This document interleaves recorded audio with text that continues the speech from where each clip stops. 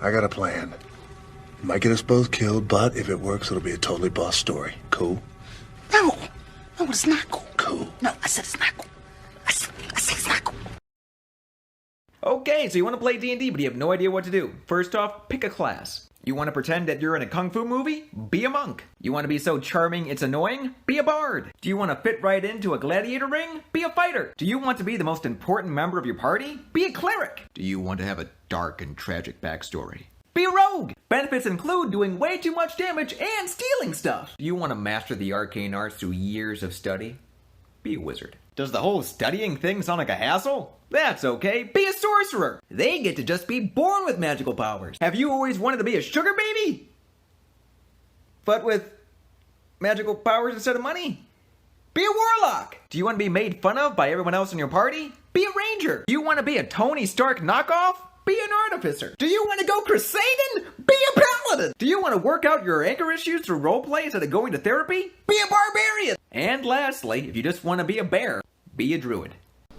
We all know that the brain is a very powerful thing, but did you know that there are ways to hack and unlock those happy chemicals? Dopamine, the reward chemical, triggered by doing acts of short-term pleasure, such as eating food, completing a goal, accomplishing a task, and other acts of self-care. Oxytocin, the love hormone. It gives one the feeling of trust and allows one and motivates one to build and sustain relationships, unlocked by socializing, petting animals, physical touch, and helping others. Endorphins, the painkiller. It releases a brief euphoria that masks physical pain. It's unlocked by exercising, watching a movie, laughing, listening to music. It's very powerful. And then, serotonin, the mood stabilizer, unlocked by doing acts of long-term satisfaction, such as being out in the sun, one with nature, mindful meditation, and even enjoying a nice cup of tea. I hope by doing these few simple things that your minds and your adventures become happier places to be. Be safe out there.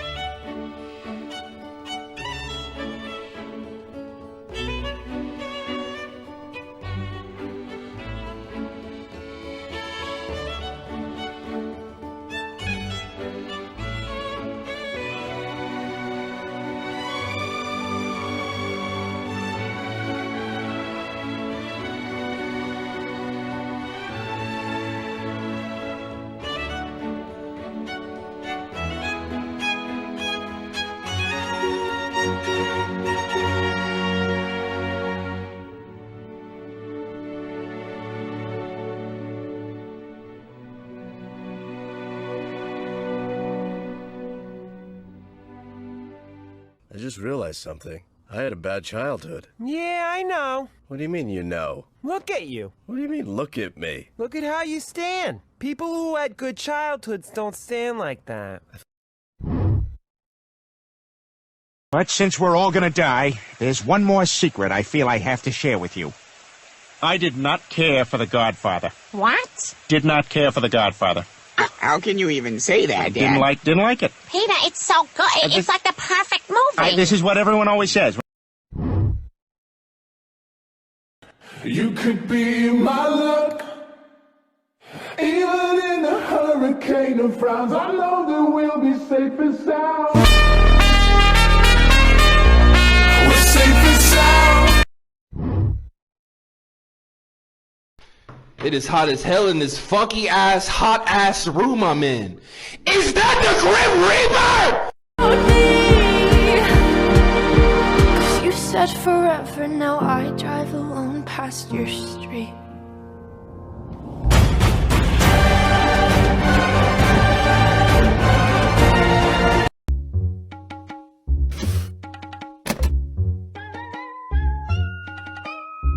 I can make this work. For you. Are you able to maintain your character voices, or do they always devolve into the same two?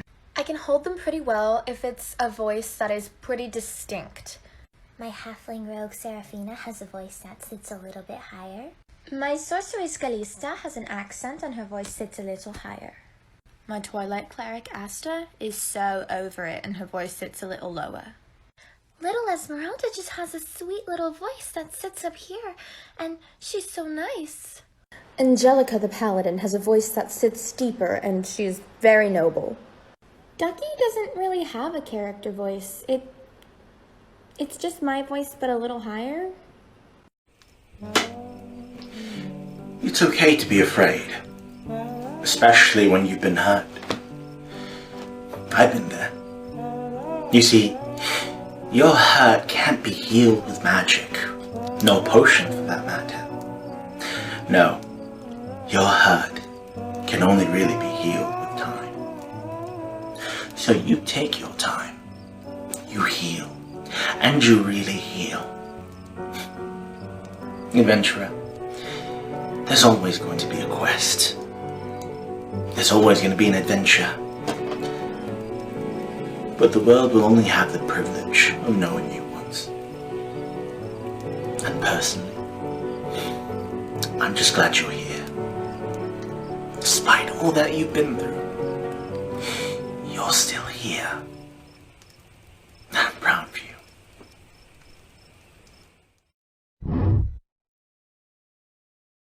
Nothing's gonna come between our love, Judy. Nothing! Oh my damn it, Kevin!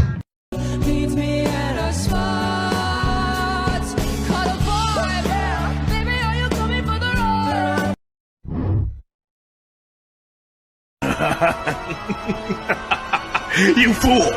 I have 70 alternative accounts!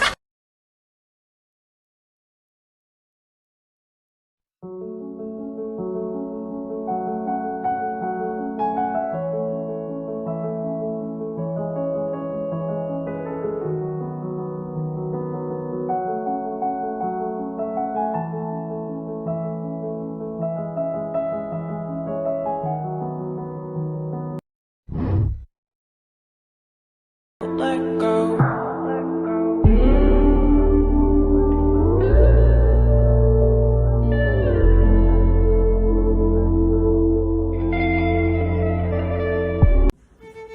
Hello again, Lady Whistledown. Are you here for tea? Right away.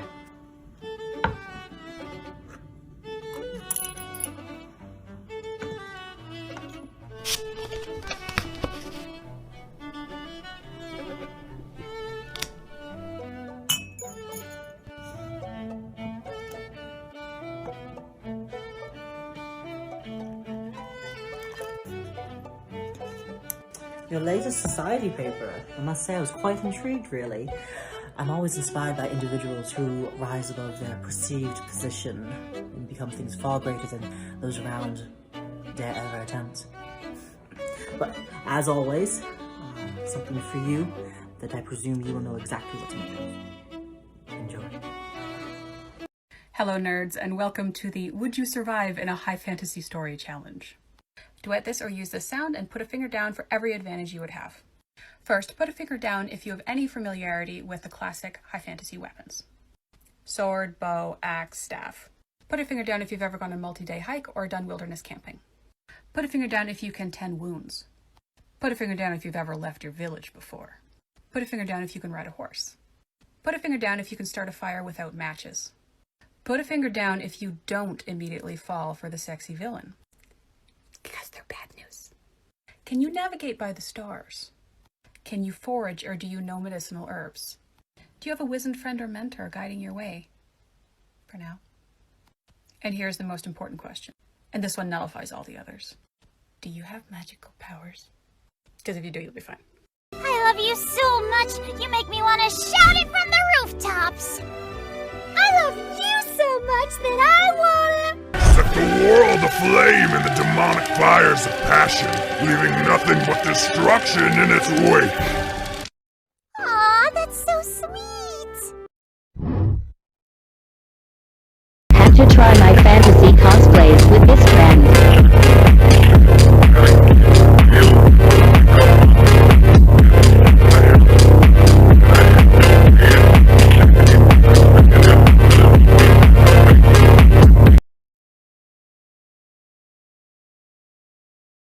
One of my favorite things about TikTok is that we love to support small artists, so if you are a small artist, use this sound and show off your art. And anyone who's scrolling through their For You page and you find this beautiful art and you love it, if you want to support this artist, one of the best things you can do is click share and then copy link, and it'll really help them in the algorithm. Do it, do it, do it!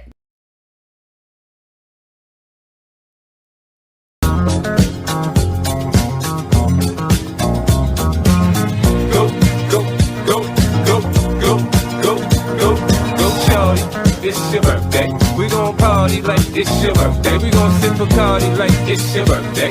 And you know we don't give a fuck, it's not your birthday. You can find me in the club, bottle full of bug. Mama, I got what you need if you need to fill the bars. I'm into having sex, I ain't into making love. So come give me a hug if you're into getting rough. You can find me in the club, bottle full of bug. Mama, I got what you need if you need to fill the bars. I'm into having sex, I ain't into making love. So come give me a hug if you're into getting rough. When I pull up out front, you see the Benz on dub. When I roll 20 deep, it's always drama in the club. Now that I roll with Dre, everybody show me love. Can you sell it? What are mind flayers?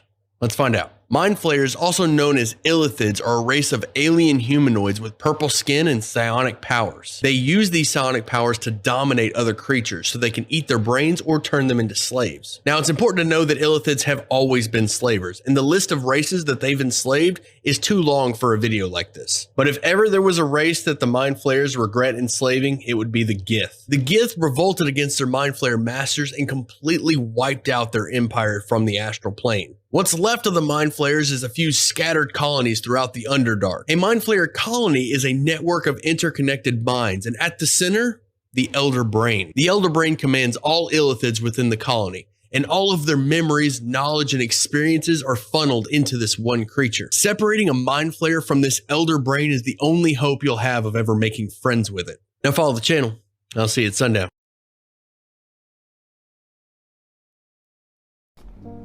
Hello there, traveler. You're up awfully late. Is everything okay? Understandable. And quite relatable, too. I often find that my own mind tends to wander in the wee hours before the sunrise. When the worries of the past and the pressures of the present and the mysteries of the future all come spiraling down at the same time with the utmost need to be solved instantly. You're not alone. Far from it. I swear every adventurer in here and those that you see on your journey, I promise you, they all have moments when the mind just won't settle. I know that's not a very comforting thought, but think about this. Even though you can't always control what your mind conjures up, whether it's worries or anxieties or things like that, you do have the power on whether or not you allow them to drain your energies or your strength. Think of it this way. Worry is like a shadow on a small creature. When the sun is high, the shadow is small. And when the sun gets tired, shadows tend to get bigger. Now, that doesn't mean that the creature itself changed, but our perspective of it can make it seem bigger than what it really is. I hope that makes sense. All that to say is, let your mind rest. Don't feed the shadow. And know that you're never truly alone. You got this. I'm gonna go get some sleep.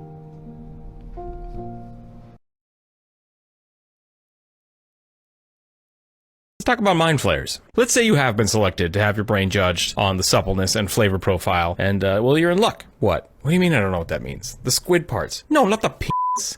Who has 4 p***s attached to their face? Why would you grapple someone like that? I assume that your party would eventually become used to it or just not have to make the rolls. No, the telepathy. They become used to the telepathy, not the penises on your face. Where were we? Mind flayers are meant to be a primal terror for any humanoid. So go out there and give someone a hug with your face. And eat their brain. Keep your dice on the table, people. I used to hear a simple song.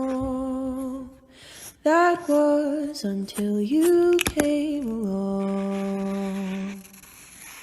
Now in its place is something new. I hear it when I look at you.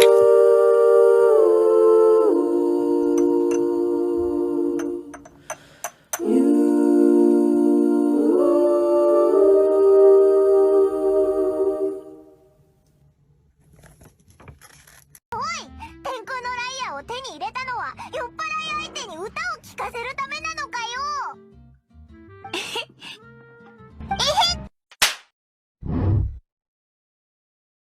Okay.